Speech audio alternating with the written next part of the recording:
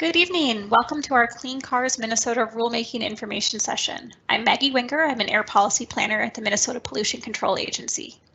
During today's virtual meeting, we will have a video introduction by MPCA Commissioner Laura Bishop, followed by a presentation on the regulatory analysis for this rule.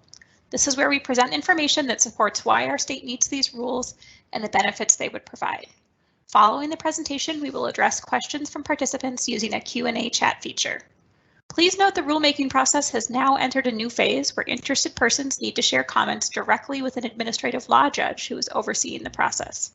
People can submit comments to the judge directly by mail or through the e-comments website, and also during online hearings that will be held in February. You will hear more information about all this later in the meeting. This meeting will be focused on providing you with information about the proposed rules and the opportunity to ask questions. There will be approximately 30 minutes for questions after the presentation. Note, you are able to turn on closed captioning by clicking on the little icon on the far right side of your screen. Please keep in mind we cannot answer questions about enforcement or implementation at this time, or questions related to any ongoing litigation. Thank you for coming, and we'll now get started with a video welcome from Commissioner Bishop.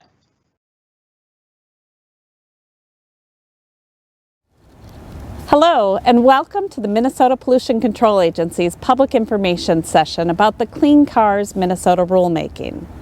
I'm Laura Bishop, MPCA Commissioner. Adopting clean car emission standards is critical in our work to protect against climate change, which is happening here and now with devastating effects seen and felt across our great state. The clean car standards have two goals.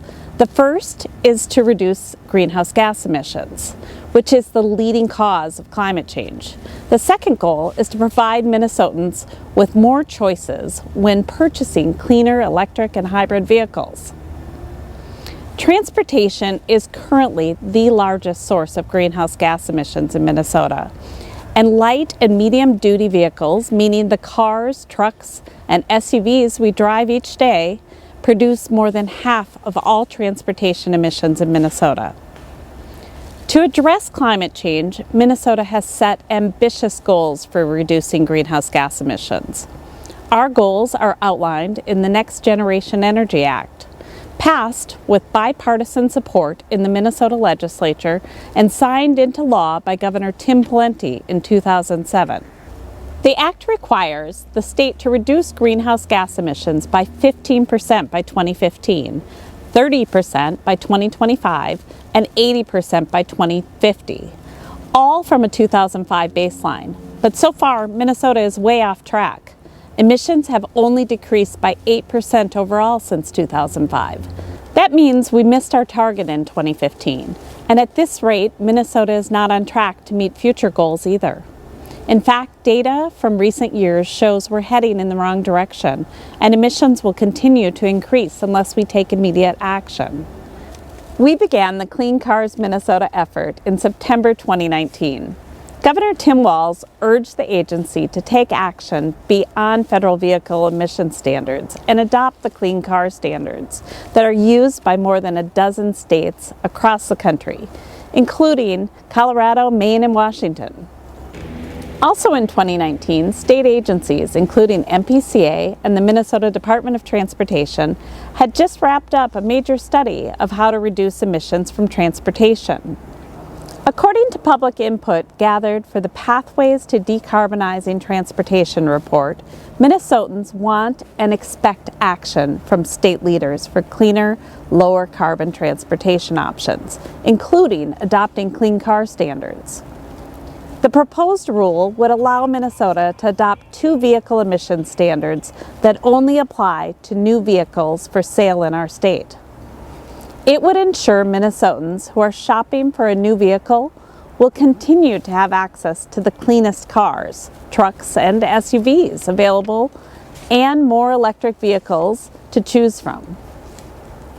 But this is just one part of a larger integrated strategy to build a cleaner, lower carbon transportation system here in Minnesota. To successfully reduce emissions, our state needs a multi-pronged approach that also includes building the necessary infrastructure for EVs, which means more charging stations around the state. supporting biofuels and other cleaner fuels, community efforts to reduce emissions, like investing in transit and making biking and walking safer and more accessible. The MPCA is also leading work to address these other things. We are funding projects to build out the EV charging network across Minnesota. And another project is to replace old diesel burning school buses with electric models, which will reduce harmful emissions and protect students from pollution. Adopting the Clean Cars Minnesota rule is a practical strategy for reducing emissions and an important step to protect our communities, improve air quality, and support a healthy climate. I encourage you to visit our website to learn more about the proposed rule. Just go online and search Clean Cars Minnesota. Thank you for your interest in this rulemaking.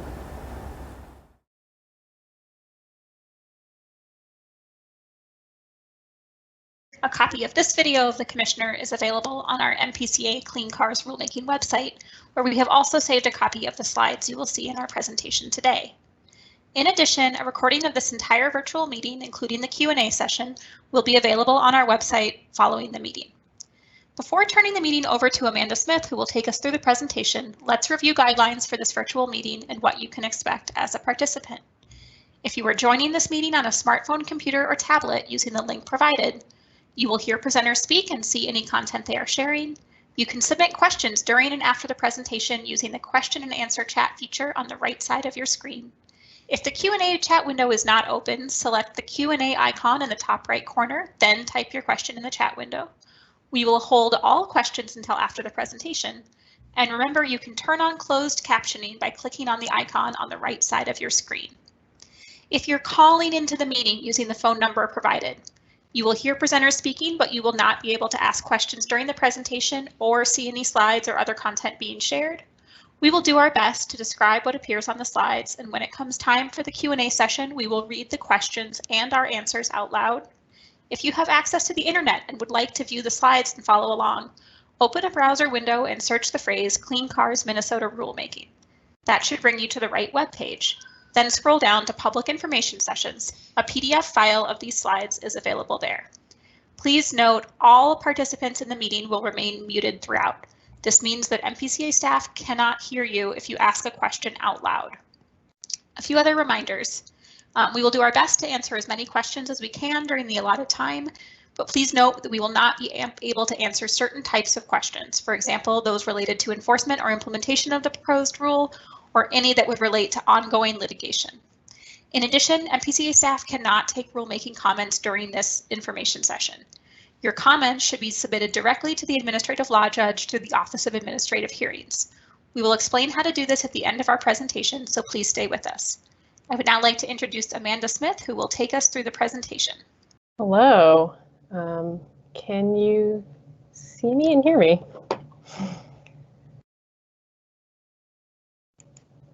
I will assume that's a yes and get started here. So thank you all for joining us today. My name is Amanda Jarrett Smith, and I'm the Climate and Energy Policy Planner at the Minnesota Pollution Control Agency and the project coordinator for this rulemaking.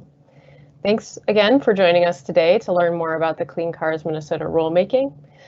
In this presentation, I'm going to have three main parts. The first is to walk us through the proposed Clean Cars Minnesota rule and the 2 emission standards associated with it. Then I'm going to give us a brief overview of the MPCA's analysis of the proposed rule and its potential effects. And then finally, I'll cover how you can give feedback and participate in this part of the rulemaking process. Immediately following the presentation, we'll have time for questions and answers with myself and other MPCA staff. So let's get started here. The Clean Cars Minnesota rulemaking would enable the state to adopt 2 clean car standards known as the Low Emission Vehicle Standard, or LEV, and the Zero Emission Vehicle Standard, or ZEV. Low emission vehicles are traditional vehicles, cars, SUVs, and pickup trucks that run relatively cleanly on liquid fuels. Zero emission vehicles are powered by electricity and have no tailpipe emissions. As Commissioner Bishop introduced, these standards would work together to ensure that Minnesotans shopping for a new vehicle will have continued access to the cleanest models available and more options for electric vehicles. These standards have been adopted by a number of other states, including Colorado, Maine, and Washington, so we have seen them in action. We know the standards work, that vehicle manufacturers can comply with them successfully, and we have a community of other states to learn from that includes cold weather climates and rural communities. So this slide shows a map of the 14 states in the District of Columbia that have adopted the low emission vehicle standard. Nearly all have also adopted the zero emission vehicle standard. It also shows 3 additional states that are currently in progress. Along with Minnesota, Nevada and New Mexico are currently working to adopt clean car standards. All the states that have adopted the clean car standards have used a similar rulemaking process, except Washington, D.C., which is, of course, not a state.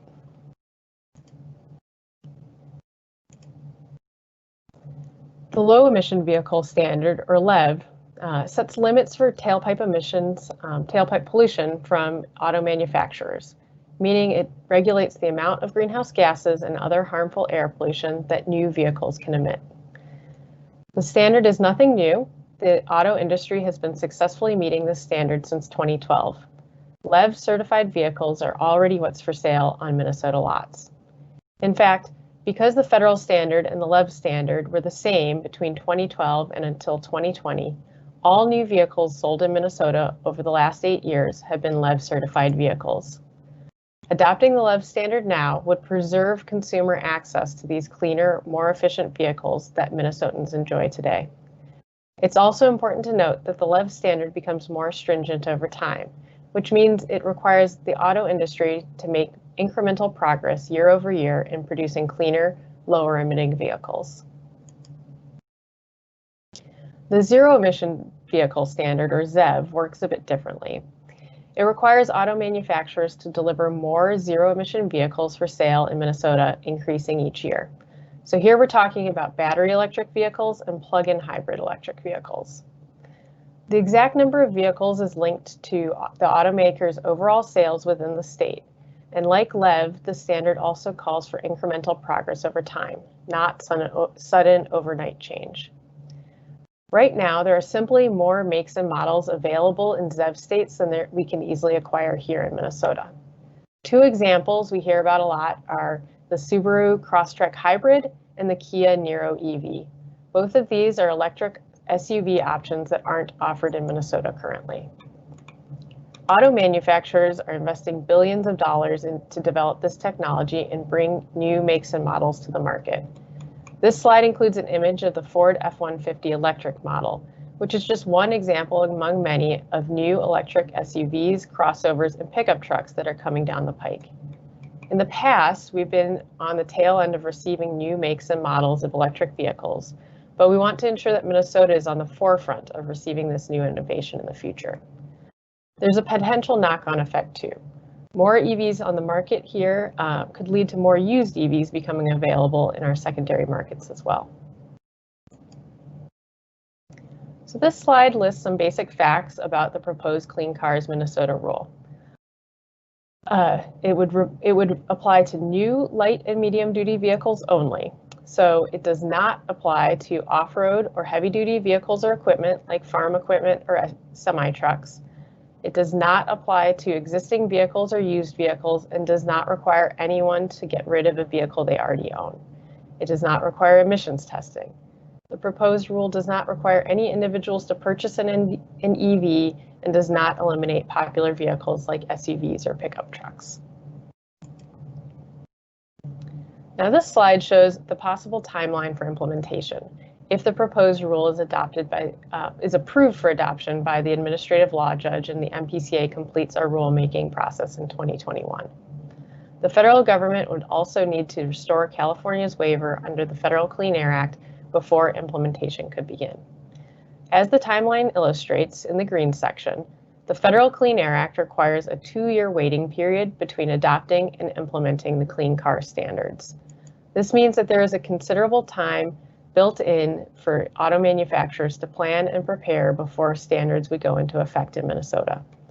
The proposed rule would affect new vehicles for sale starting with model year 2025, approximately January 2024. We are also proposing an early action credit system that would encourage manufacturers to bring more EVs to Minnesota even sooner. Earning early action credits would be an optional choice for manufacturers, but would provide an incentive for them to ramp up their EV offerings before 2024. So as part of the rulemaking process, the MPCA is required to conduct a thorough technical analysis of the potential effects of a proposed rule and share these results with the presiding administrative law judge and the public. This is called the Statement of Need and Reasonableness, or SONAR. In the next few slides, I'll be walking through the results of the analysis, but if you'd like a deeper dive, you can access the full SONAR document on the MPCA's website. As we go through these results, I'll give page numbers from the SONAR where you can find more information. So as Commissioner Bishop introduced, the primary goal of this rulemaking is to reduce greenhouse gas emissions from transportation by making sure Minnesotan consumers have access to cleaner traditional vehicles and more electric vehicles. The chart on this slide shows the annual well-to-wheel greenhouse gas emission reductions in the first 10 years of implementation, starting with model year 2025 and continuing through 2034. MPCA uses well-to-wheel emissions calculations to make sure that we're capturing the fullest picture of emissions and potential benefits. This means that our analysis includes emissions from vehicle tailpipes, as well as emissions from power plants used to generate electricity for powering electric vehicles, and liquid fuel extraction, transportation, and processing. You can find this chart and more information on page 77 of the SONAR. The MPCA's analysis estimates that Clean Cars Minnesota would reduce greenhouse gas emissions by 8.4 million tons in the first 10 years of implementation. What starts as a modest emission reduction in model year 2025 grows into a bigger and bigger benefit each year. By model year 2034, we estimate that the Clean Cars Minnesota rule would reduce 1.4 million tons of greenhouse gases in that year alone. And I'll note that this graph only shows the first 10 years of implementation, so it's important to note that this benefit would continue growing for at least another decade beyond this time frame. The MPCA's analysis also indicates that the proposed rule would increase consumer choice for electric vehicles. MPCA's analysis showed that EVs make up less than 0.3% of new vehicles on the lot for sale in Greater Minnesota, and less than 1% of new vehicles for sale in the Twin Cities metropolitan area. That's not a lot of choices for consumers to consider when shopping for a new vehicle. Meanwhile, our analysis shows that dealers in cold weather ZEB states like Vermont, New York, and Connecticut are carrying higher numbers of EVs in comparably sized communities, more like 1 to 3% of available vehicles for sale. This number is not huge, but it does indicate that dealers in ZEB states with similar climates are carrying a higher percentage of EVs on their lots, including in smaller towns. You can find more information about EV availability on page 49 of the SONAR. Next, our analysis demonstrates that the proposed rule would protect human health by reducing community exposure to harmful air pollution from vehicles. Specifically, we estimate that the Clean Cars Minnesota rule would reduce more than 6,000 tons of non-methane organic gases and nitrogen oxides and over 3,000 tons of particle pollution in the first 10 years of implementation alone. This rule would prevent hundreds of premature deaths from respiratory and cardiovascular effects from air pollution during that same time period. And the economic value of these avoided deaths and other negative health impacts could be as high as $3.2 billion. You can find more information about the potential health benefits on page 79 of the SONAR. The MPCA's analysis also looked at equity impacts of the proposed rule. Our equity analysis begins on page 83 of the SONAR. Currently, lower income communities and communities of color in Minnesota are exposed to higher levels of vehicle pollution due to a history of discriminatory and racist policies and practices in urban planning, housing, and highway design. Our analysis indicates that these overburdened communities would see the greatest air quality benefits from the proposed rule. This slide includes a chart showing which geographic areas specifically would see the largest reductions in harmful air pollution from implementing the Clean Cars rule. PM 2.5 is fine particle pollution, which is a primary pollutant from vehicles that impacts human health. The dashed line running horizontally across the graphic indicates the estimated average for pollution reductions we'd expect to see across the entire state. On the far left, you can see that the largest estimated pollution reductions would be seen in what's labeled as EJ areas, BIPOC. The BIPOC acronym stands for Black, Indigenous, and People of Color. What this means is that the largest estimated pollution reductions will be in those areas that the MPCA identifies as areas of concern for environmental justice, specifically those with higher concentrations of Black and Indigenous residents and people of color. In the middle, you'll see that low-income areas will see a larger air quality benefit than the statewide average as well. On the far right, you'll see that tribal areas are lower. This is because they are mostly rural and therefore experience lower vehicle-related emissions to begin with. While the proposed Clean Cars Minnesota rule would not entirely eliminate the existing air quality disparities in Minnesota, it is an important step towards reducing them, with clear air quality benefits for some of our overburdened communities.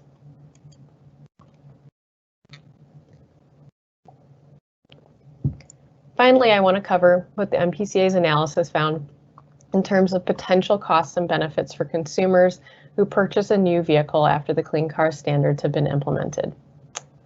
First, let's cover the basics for consumers looking to purchase a new LEV certified vehicle. As I introduced earlier, LEV certified vehicles are already what's for sale at Minnesota dealerships and have been what's for sale for the last 8 years. However, a potential cost difference could occur if in the future auto manufacturers begin to produce two different models, one cleaner, more efficient model for LEV states and one higher emitting model for non-LEV states. MPCA analyzed the potential impact to consumers of this possible price difference and found that there is a negligible difference in terms of cost and benefit for most consumers. Essentially, the potential higher upfront cost of a LEV certified vehicle would be made up for over time due to fuel savings. When it comes to purchasing a new electric vehicle, the benefits are even clearer. There is a clear consumer benefit based on savings related to fuel and maintenance. And studies indicate that battery costs are continuing to decline, so the financial benefits of battery EVs are expected to grow over time. Lastly, our analysis also explored the possible impacts to traditional vehicle availability. In all but one of the states that have adopted the Clean Car standards, the most popular vehicle model is an SUV or a pickup truck. So this indicates that the availability of traditional trucks and SUVs has not been negatively impacted by auto manufacturers delivering more electric vehicles for sale. And consumers in Clean Car states continue to have access to all types of vehicles. All right, so we've reached the final section. In my last few slides, I'm going to walk through the next steps in our rulemaking process and how you can participate. As a reminder, if you're participating via smartphone, computer, or tablet, you can submit questions you have for MPCA staff at any time using the question and answer chat feature on the right side of your screen. If that window is not open, select the Q&A icon at the top right corner, then type your question in the window below, or in the chat window. We will begin answering questions after the presentation, but you can enter your questions at any point. So this slide provides an overview of where we are currently in the rulemaking process. In December 2020, the MPCA published the official Notice of Intent to Adopt Rule with a Hearing in the State Register and on our website. I recommend everyone read the full Notice of Intent and review all of the information it contains. The notice and all supporting documents are posted on our website, including the proposed rule language and the sonar we discussed here today. To find this page, go online and search for Clean Cars Minnesota Rulemaking, and this page should appear at the top of your search results. When the notice was published, a new comment period opened, which gives Minnesotans another opportunity to weigh in. During this comment period, all questions, comments, and feedback should be submitted directly to the Administrative Law Judge, or ALJ, associated with this rulemaking. In February, the presiding Administrative Law Judge, Judge Jessica Palmer Denig, will hold a public hearing on February 22nd and 23rd, beginning at 3 p.m. on both days. Attending this hearing is one opportunity for you to submit questions or comments before the judge. In a bit, we will share additional ways you can submit your comments. Please note, this comment period will close on March 15th. When the comment period closes, you will also have an opportunity to read and respond to the comments that others have submitted. This is known as the rebuttal period. More information about the rebuttal period is available on the Office of Administrative Hearings website, which we'll cover on the next slide. After the comment period closes, the ALJ will consider the materials submitted by the agency along with your comments and later issue a decision on whether MPCA may adopt the proposed rule. If you would like to propose changes to the rule, ask a question, or otherwise share your views about the Clean Cars Minnesota rule, there are two possible methods for you to choose from. Regardless of which method you choose, your feedback will be considered equally, and you can choose one or both methods. This slide shows the first method, which is to put your comment in writing and submit it directly to Judge Palmer Denig. You can submit your comment online using the Office of Administrative Hearings Rulemaking e-comments website. The direct link is posted here and on the MPCA's website. For step-by-step instructions, search Minnesota Rulemaking Comments website. The OAH website should appear at the top of your results. The image at right shows what the web page looks like. From here, you can access instructions for how to use the e-comments web page, as well as their FAQ. You are strongly encouraged to submit your written comments to the ALJ through this website. However, if it is not possible for you to use this website, you can submit your written comments in person via U.S. mail or by fax to Judge Palmer Denig using the instructions in the public notice. And an important reminder, all written comments must be submitted to the ALJ. If you send your comment to the MPCA instead, it will not be part of the rulemaking record. So this slide shows the second method, which is to attend a public hearing online in February and ask your question, share your suggested changes, or voice your opinion there. This is also known as giving testimony at a hearing. The hearings will start at 3 p.m. and go until at least 6 p.m. each day. The public hearings will be held online only using WebEx, so there is no opportunity to participate in person. Links to join the public hearing are available in the public notice. To participate in the public hearings, you will need access to a smartphone, computer, or tablet with an internet connection and a microphone or headset if you would like to speak. You can also choose to just watch the proceeding. Right now, the WebEx links provided in the public notice are the only confirmed method for how you can join the hearing. We are still working with the Office of Administrative Hearings to determine whether an option for calling in by phone will work for the hearing process.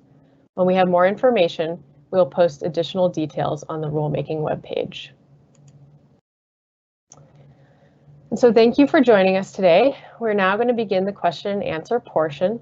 As a reminder, if you're participating via smartphone, computer, or tablet, you can submit questions you have for MPCA staff using the question and answer chat feature on the right side of your screen.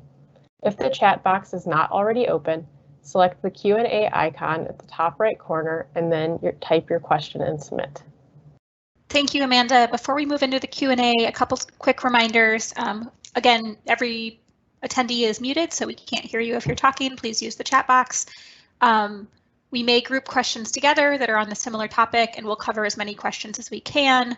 If your question is not answered or not answered fully, please submit it as a comment, and then there'll be a chance to address it at the hearing and in writing in the response to comments. I'm going to introduce the staff who are here to answer questions. First of all, Amanda Smith, who you just heard from, Climate and Energy Policy. specialist. David Bale is here. He's an economic policy analyst who did some of the cost and emission projections for the rule. And Anna Hotz from the agency rules unit if you have any questions about process. So we're going to go ahead and start working through questions that are in the queue now, but feel free to keep typing in questions and we'll get to as many as we can between now and 6 o'clock. Thank you. So we have a couple questions in the queue about electric cars and the environmental impacts of lithium-ion batteries. Did the MPCA investigate these outcomes? So our analysis looks at tailpipe emissions as well as the upstream emissions associated with the extraction, processing, and transportation of liquid fuels, as well as power sector emissions. And so I would encourage folks, if they have thoughts on lithium-ion batteries and other things related to emissions outside of that scope, to submit those to the rulemaking docket as a comment or question. We have a question about, can we have no sales tax for fully electric cars? That would be a question for outside of this rulemaking, and I'd suggest that be submitted as a comment or question into the rulemaking docket. Okay, we have a question about whether all the other LEV and ZEV states followed a rulemaking process. Did other states use legislation? So good question. All the other states have used a rulemaking process. However, some have been directed to do a rulemaking by their legislature, and some have been directed to do a rulemaking by their executive branch, so a governor or some other method in that state. But all have done a rulemaking process similar to the one that we're following here in Minnesota. How does this intersect with the Volkswagen settlement, if at all? Good question. That is a separate project and a separate group of folks who are working on it. But I think a couple things on Volkswagen that are important. They're investing quite a lot of money from that national settlement and expanding our electric vehicle charging infrastructure. And so that will support this rulemaking, but is outside of the scope of this rulemaking in a separate project. We have a question about, did the MPCA consider implementing only one or the other of the standards, LEV or ZEV? If so, why did it choose to implement both? So great question. So most states, as I mentioned, most states who have adopted these standards have adopted both. There are a few who have only adopted the LEV standard. And so we see these two standards as operating in separate parts of the need for reducing greenhouse gas emissions. Electric vehicles are an important part, and then also reducing emissions from those traditional vehicles. So I'd encourage you, if you're interested in exploring more about why we propose to adopt both, to explore the statement of need and reasonableness, or the SONAR. We talk about why we're adopting both there in the section where we talk about the reasonableness of adopting LEV and the reasonableness of adopting ZEV. We talk about both of those there. And I can find a page number for that, but it'll take me just a moment to pull that up for you. And so if you're interested in reading a little bit more, I'd encourage you to take a look at the SONAR starting on page 37. We have a question from Aaron Hurd. Does this rulemaking change the electric surcharge on vehicle registration? No, that's a great question, but that is not related to this rulemaking. That's related to the taxation of vehicles, and is outside of this rulemaking. From Doug, one of the big obstacles to adoption is the availability of charging stations. Has the MPCA or other agencies solicited participation from major gas stations throughout the state, like Holiday? Great question. I don't know the ins and outs of that. That is more kind of involved in our VW settlement work that we do at the agency, which is investing money from a national settlement into charging stations across the state. I can't speak to whether or not specifically gas stations have been involved or not. We have a very short question on the, I'm not clear on the details, but all it says is, can we do this faster? I don't know if that means about the rulemaking or the timeline for implementation, but. Great question. There's a lot of steps to the rulemaking process that we are trying to, that we need to follow, and we're trying to follow very precisely. And some of those steps involve certain timelines and amounts of time that different pieces require. So we are working quickly, but also trying to make sure that we are following the Administrative Procedures Act and all the guidance and requirements that are set on us as agencies. So that's a little bit about the process itself. In terms of implementation, I mentioned in the timeline, let me just maybe pull that slide for you.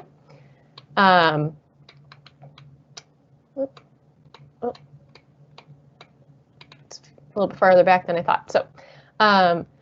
So this green period here, the 2-year waiting period, is required under the Clean Air Act. So once we adopt the rules, we cannot implement them any sooner than 2 full years after adoption, which means model year 2025 at the soonest, or around January 1st, 2024. I'll mention again that we are proposing an early action credit system for electric vehicles sold in the state before that model year 2025 date. And so we would hope that that would encourage manufacturers to bring more electric vehicles here sooner. All right.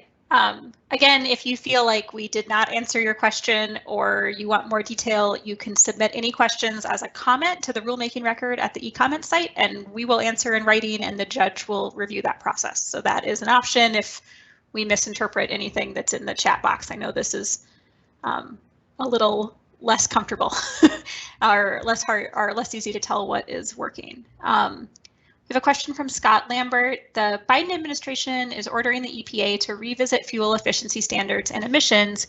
Why don't you wait with the rulemaking to see what the Biden administration does? Great question. So what the Biden administration may or may not do, there's some uncertainty around that timeline and how long it would take for them to take any action.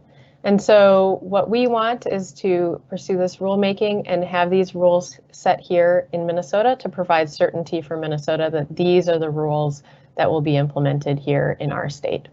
We have a couple questions in the queue about, I'll read it exactly. Can you explain how we can trust the MPCA's projections when they have not taken into effect the negative financial effects of their proposed rulemaking and the failure of the projections established for the 2007 rules, which we now know have failed dramatically?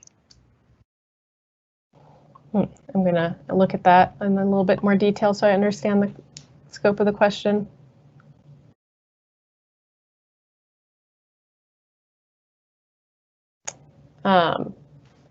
So I think I may defer this to my colleague David Bale, but I do want to note that we looked at several vehicle. I think this may be a question about vehicle. I'm not quite sure what the projections are that we're asking about here, but maybe I can defer to David to give us some thoughts on what projections we used in our analysis that are informing the work of, or the conclusions of the analysis. David?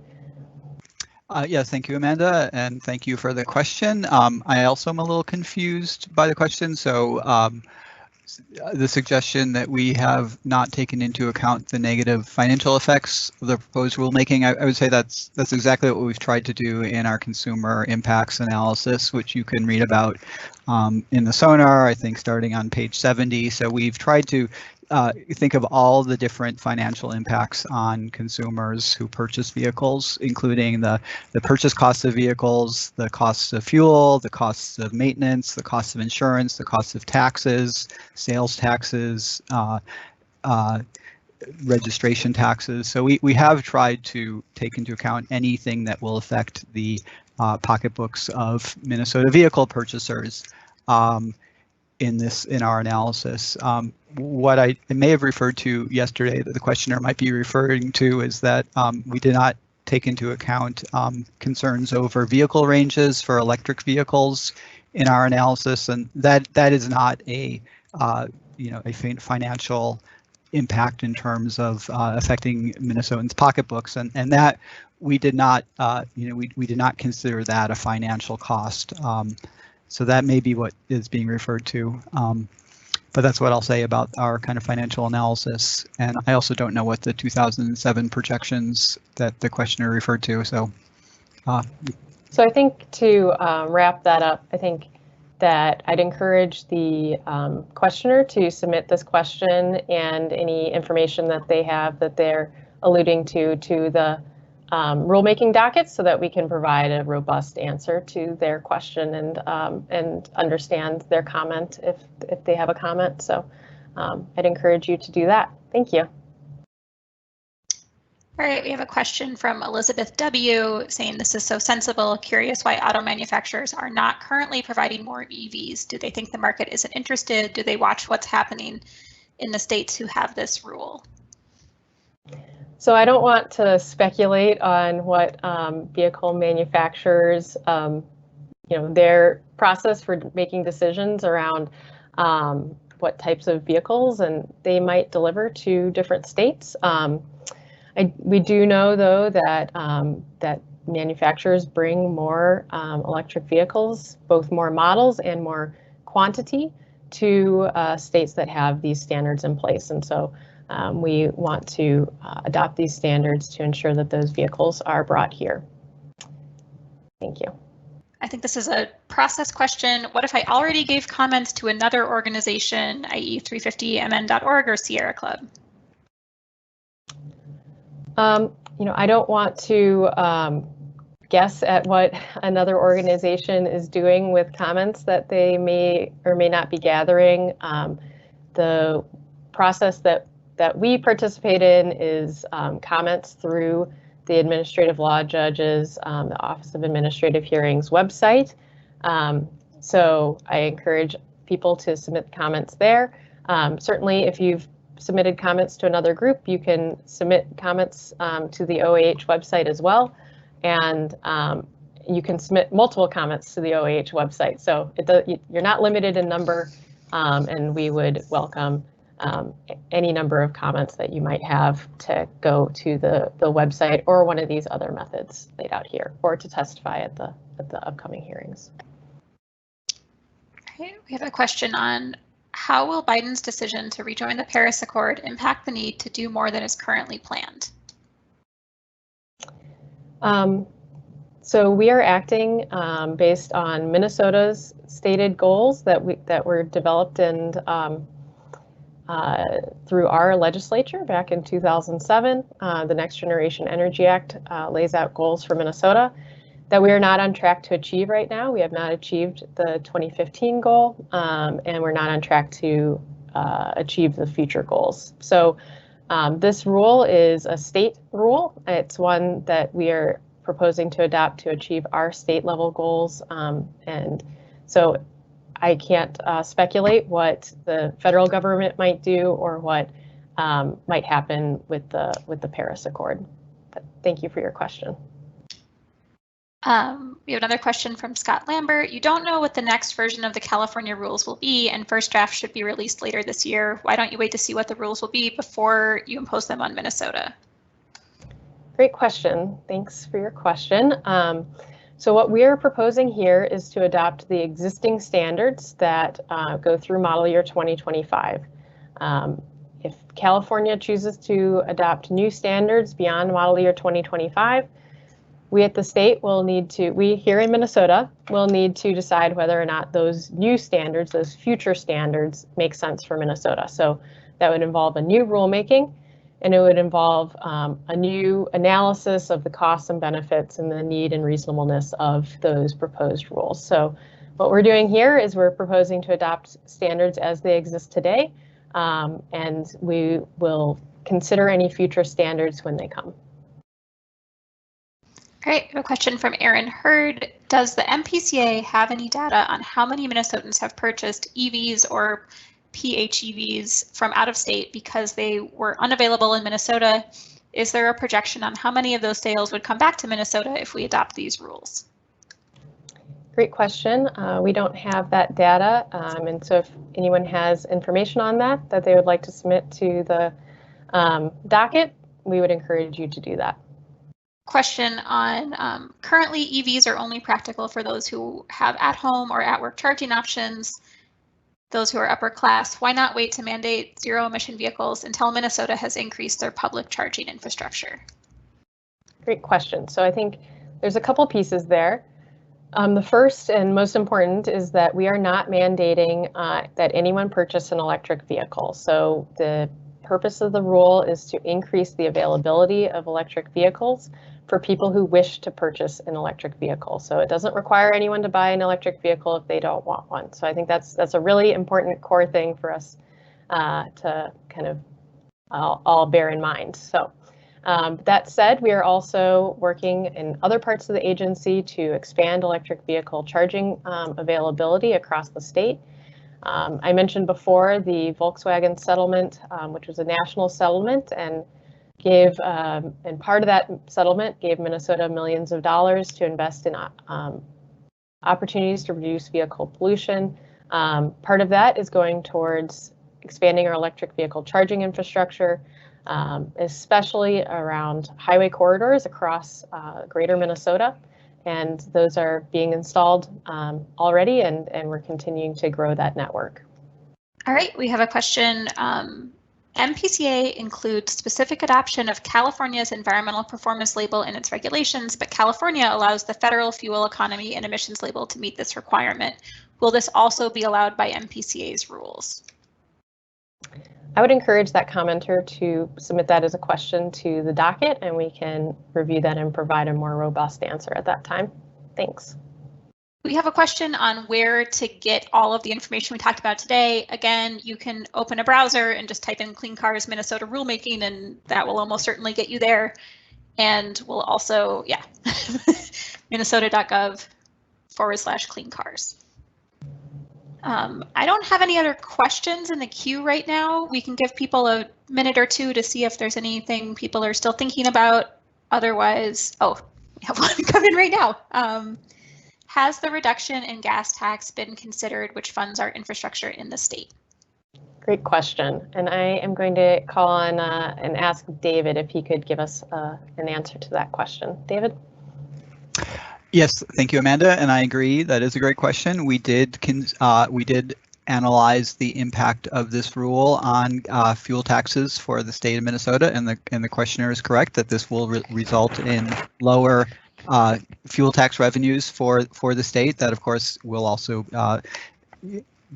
involve lower fuel tax costs for Minnesota consumers, but the lost revenue and fuel taxes for Minnesota we found to be more than compensated for gains in other sources of revenue as a result of this rule, including sales tax revenue, annual registration tax revenues, and the current registration fee premium that battery electric vehicle owners will the current BEV owners have to pay. So in all, we found that this is more or less revenue neutral for the state. So the state will not have a loss of revenue as a result of this rule.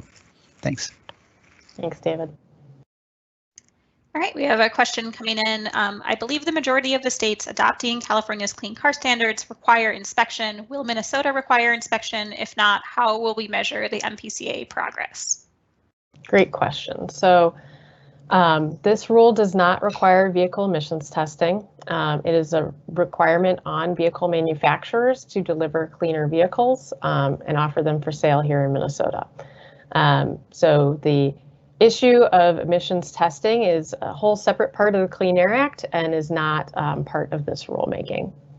And So I guess that's my answer. All right, another gas tax question. Does the MPCA also account for the reduced gas tax resulting from more efficient cars and trucks under the LEV rule? Yes, we considered the impact on gas tax, both for the LEV rule and the ZEV rule. And let me just find us a reference in the sonar for you in case you want to look at that tax. And maybe David has it at his fingertips, but it would be great if we could call up the reference in the sonar for folks on that tax analysis. David, do you have that? Yeah, thank you, Amanda. I'm just looking for that. I don't have it at my fingertips. It will not take me too long to find it if you want to move on, and I can chime back in once I do find that. It is on page 65 of the sonar. All right. A follow-up on the EV charging infrastructure question. Is commercial participation solicited? I'm feeling this is also out of scope for this rulemaking, but anything you can provide as a comment to the ALJ? Yeah, that sounds like something related to maybe the Volkswagen settlement, but we would welcome any comments or questions to be submitted to the ALJ. Thank you. Lots of projections in this plan. What metrics will the MPCA use to track their accuracy?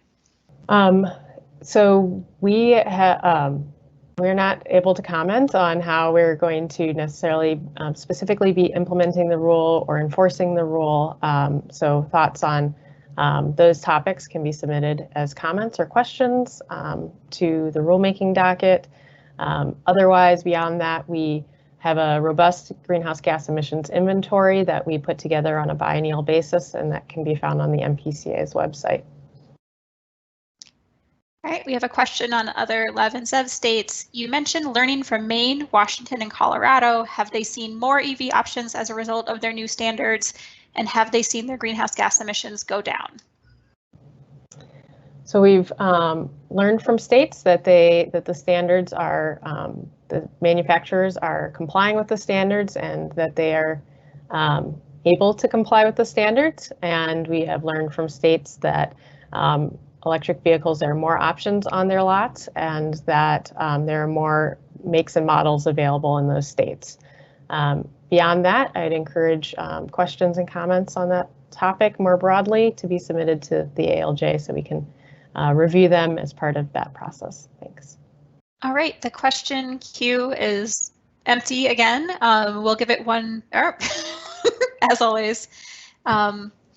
California frequently updates its rulemakings. Will the MPCA have to go through an ALJ process for each update from California? That's a great question. Thanks for that question. So anytime California writes new standards, that's kind of like a new chapter in a book, and we would need to we would need to go through a new process to choose whether or not we would adopt those standards or not adopt those standards. So if California does some minor editing to existing standards, we would not need to go through an entirely new rulemaking process, but if California adopts new standards, we would need to go through a new rulemaking process, just like this one, which would involve opportunities to comment, a new analysis, and kind of that decision point of whether or not we would want to keep with those standards or go back to the federal standards. So. And that more information on incorporation by reference starts on page 40 of the sonar, if you want more detail on that. Thanks. We have a question from Bernie. I went to the 36416 document about submitting a comment, but do not quite get how to add the comment. Any guidance on the e-comment site, Amanda or Anna? I don't have any guidance on that site. I believe that the Office of Administrative Hearings has an FAQ and that they can provide some assistance for folks. But if Anna Hotz from the Rules Unit has anything to add to that, I'd encourage her to add. Yeah, hi, this is Anna Hotz. I'm with the Agency Rules Unit, and we do understand that the Office of Administrative Hearing e-comments page can be a little bit challenging to navigate. There is there is a spot below the topic where you can add your comment in. It looks like a little comment box that you can click on, and then you've got the option to either type in your comments directly or upload a document. So if you have a letter that, for example, that you want to upload, you can do that there as well. As Amanda mentioned, there are some FAQs on the OAH website that should help navigate that. But that's something that that we do understand is a little bit challenging, but hopefully you can find it there. But we can also provide additional help. If you've got a question, submit it through the Clean Cars email box, and we can provide the direct link to the FAQs that way, I believe. Amanda, would you agree that that would work? Yep, that should work, and that can be found on our website. Correct. All right, I think we have time for 2 more questions, which is what we have right now. A couple questions about California has the highest pollution of the USA. Why use them as a model? Great question. So the Clean Air Act allows states to either rely on the backstop federal standards, which is what Minnesota has been doing to date, or an alternative set of standards that are developed by California, but adopted, like I said, by 14 other states and implemented in all those other states. And so after analysis of impacts in Minnesota, we did a Minnesota-specific analysis of what we believe the impacts will be for our state.